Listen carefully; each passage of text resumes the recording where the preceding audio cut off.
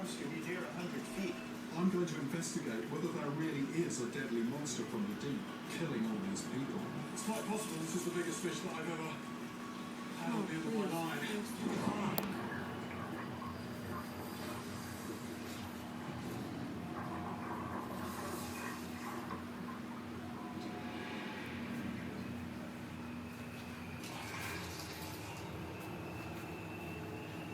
Sorry, I know I'm a pain in the ass. One of my obsessions is tracking down freshwater monsters throughout the world's rivers. But the story of one monster in an Alaskan lake particularly caught my imagination. There are many myths of lake monsters all around the world, from places such as Loch Ness in Scotland and Lake Tianchi in China. No one's sure these creatures have actually been seen, but this monster in Lake Clark and Iliamna is different. Since the 1940s, bush pilots have been flying over this remote area, and sightings seem to be getting more and more frequent.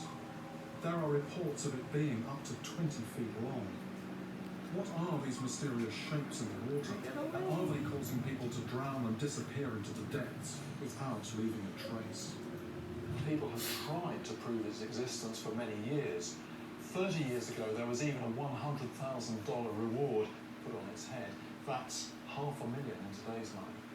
This kind of bounty attracted many monster hunters, from serious fishermen to someone who tried to lure it out of the water by playing music. All these attempts failed, and eventually the reward was withdrawn.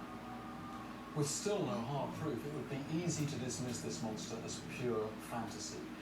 But I believe these stories must have come from somewhere, and there is something down there in the depths.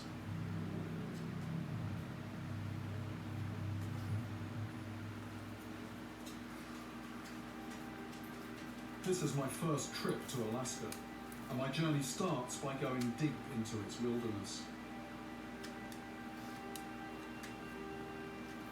I normally fish in the tropics, and I'm out of my element in a land of bottomless icy lakes, jagged mountains, and Arctic tundra. As a proportion of its population, more people go missing in this forbidding landscape than in any other state in the US. The best way into this isolated area is by plane, threading your way through narrow mountain passes where conditions can deteriorate in a moment. There are many legends of this monster, but between the smoke of the clouds and the mirrors of the lakes, could it actually exist? My investigation to find out will focus on two connected bodies of water, Lake Clark and Lake Iliamna, which together cover an area of over 1,000 square miles, roughly the size of Rhode Island. The larger of the two, Lake Iliamna, is 77 miles long and 22 miles wide, making it the largest freshwater lake in Alaska. Both lakes reach staggering depths of up to 1,000 feet. With such a vast area of water, I've probably got more chance of winning the lottery than catching this monster on my own.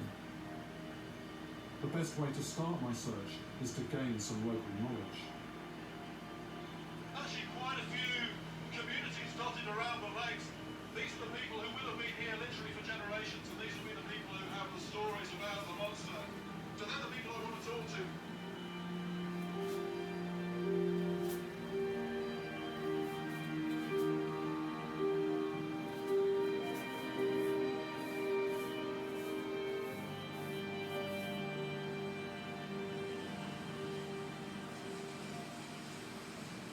People have lived on this land for more than 7,000 years, and for centuries they've fished these lakes, wearing lightweight waterproof parkas made from seal gut.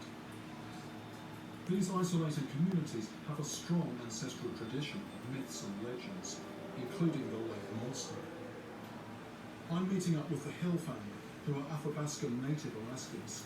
They have a fishing camp on the northern shore of Lake Iliamna. If you look at the shape of Iliamna Lake on the map, it has the shape of a fish. It's a large head tapering down to The tail. the tail. And the legend is that's how this lake was formed. There's this huge fish that trapped by the mountains, and when the fish is dying or laying on the side, it flops like that. It kind of makes a hole. Some people say even the name Iliamna means a great black fish. Could this be biting holes in people's boats?